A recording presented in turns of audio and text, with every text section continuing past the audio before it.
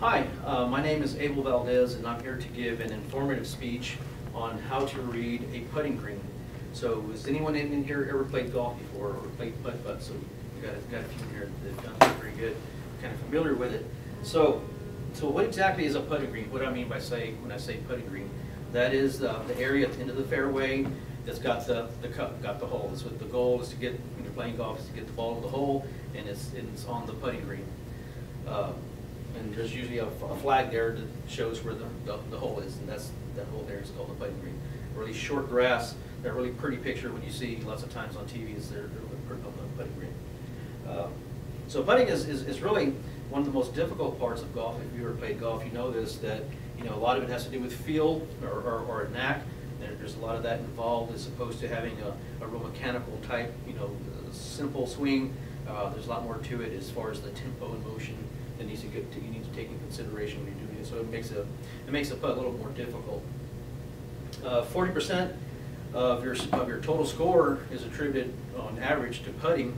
So I want to talk about this today. So maybe if we can take a few things into consideration before we make a putt to help reduce our scores. So there's 4 things that we need to think about or determine before we make a putt, and those 4 things are the grass length, the elevation of the green speed, and the wind speed.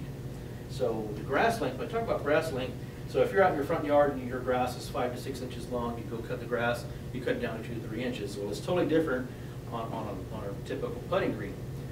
Long grass on a putting green is about an 1/8 of an inch or so. And when you look at it, you can tell it's long because it starts looking a little shaggy, almost like a dog, and the grass is looking like almost like a shaggy carpet. Short grass is very, very smooth.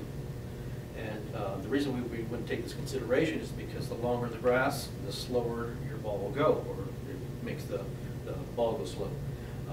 The shorter the grass is, the shorter the grass is, the slower your ball will go. So that's how we need to take the grass length into consideration. Then the second thing is the elevation. So rarely would you come across a green, it would be flat like this table here. It's going to have some undulation to it. So it's going to go uphill, it's going to go downhill, it's going to go to the left, it's going to go to the right. And so maybe if you've seen people on TV, like golfers on TV, before they make a putt, they'll get really low to the ground and they'll look at it, and what they're trying to figure out is what direction the green is going, or what elevation is it. So typically, or last time, what we'll see is the ball going in an uphill motion. So the ball's going up. You'd have to hit the ball a little bit harder, more firmer to get the ball to the hole. Sometimes the cup is downhill from where you're putting, so you wouldn't have to hit the ball as hard to get it there. This is going to go faster. This is going downhill. Sometimes the green is going from left to right. So say the green is on your left side, is higher, and it's coming sloping down to the right-hand side. You'd have to put to the left 2 to 3 inches of the cup. Excuse me. Depending on the elevation, depending on the grass length, because as you put, the ball's going to go, it's going to come in an arc and work its way back towards the hole. The same thing vice versa if it's elevated on the right-hand side. The third thing is the speed of the green. I've said a little bit already, the speed of the green. So what do we mean by the speed of the green? The speed of the green is actually when you make a putt, how fast is that ball going to go? And that's the speed of the green. So you make a putt and the ball's going fast, that means the greens are fast. You might hear somebody say the greens are fast today, and that's what they're saying. They're saying that when you're putting, that the ball's going to go quickly. Or someone's going to say the greens are slow today. Well, that means that when you putt the ball's going to go slow. So you can take that into consideration before you make your putt. A couple of things that attribute to that is the moisture content. And when you have, or if the greens have just recently been watered within the past couple of hours, there's moisture in the green, and it causes the ball to go slower. So you have to account for that and hit the ball a little more firm to get the ball to the hole. The same thing goes for the afternoon. So you can play that same golf course in the morning with slow greens, and if you played it in the afternoon, it would be a faster green because the sun has had some time to evaporate the moisture, and which makes the greens faster. The fourth thing I want to talk about is the wind speed. Some people feel like the wind speed doesn't make that much of a difference, but however, it actually does make a difference, especially here during the springtime where winds can get 15 to 20, 25 miles an hour. And when that happens, it actually will push your ball around the green. So if your wind's blowing from right to left at 20 miles an hour and you make a putt, it's going to push your ball to the left. So you would, when you make your putt and you're lining up your putt, you'd aim towards the wind, so it would push your ball towards the hole, and you would account for that. So those to conclude it, those are the 4 things we need to consider: is the grass length, the elevation, the speed of the green, and the wind speed.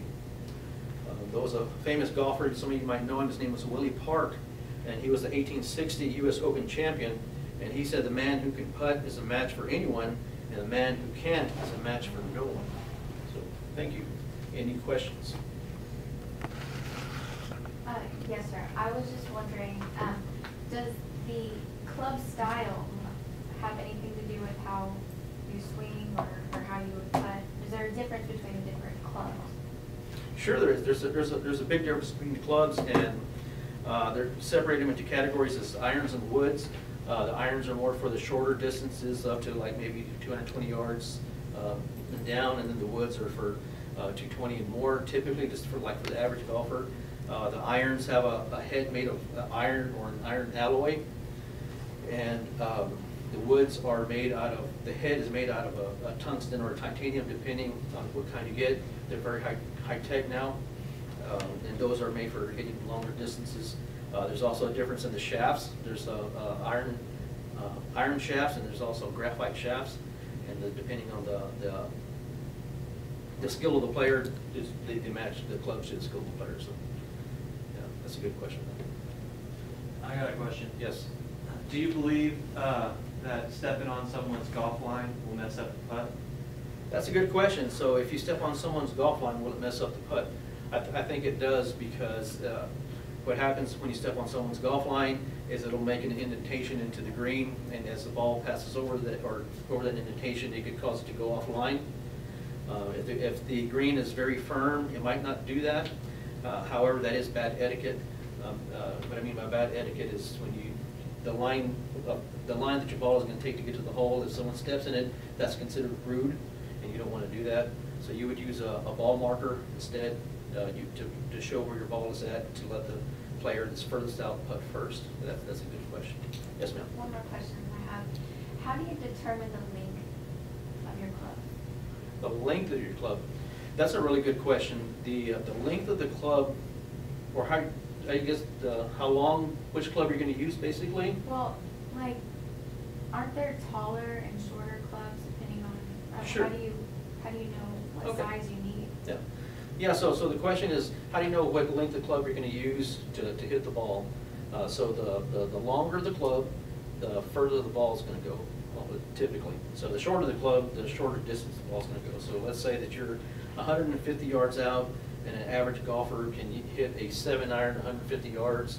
7 irons is a certain distance or a certain length, and that length will get you to the 150 yards to the hole. Yeah, that's a good question. Did I answer your question? Yes, sir. Thank you. Thank you. I gotta get this way. Stand up. Oh, everybody get in the camera, please. Okay.